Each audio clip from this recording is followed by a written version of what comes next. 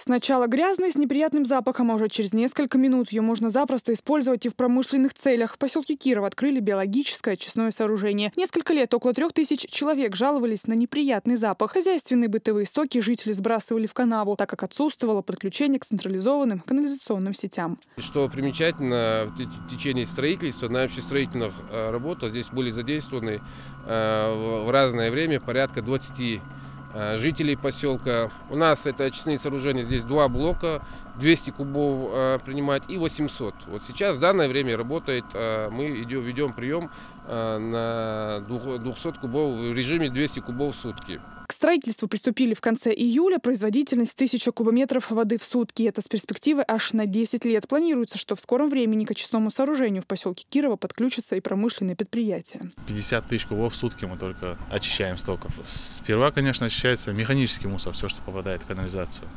Дальше уже методом биологической очистки и металл, и все, что, в общем, требуется, мы очищаем. На исходе мы получаем чистую воду практически, без запаха, без цвета, без ничего. Данный комплекс автоматизирован, а значит, здесь требуется минимальное количество операторов. Стоки из коллекторов поступают на канализационную насосную станцию, где позже делятся на 2 линии.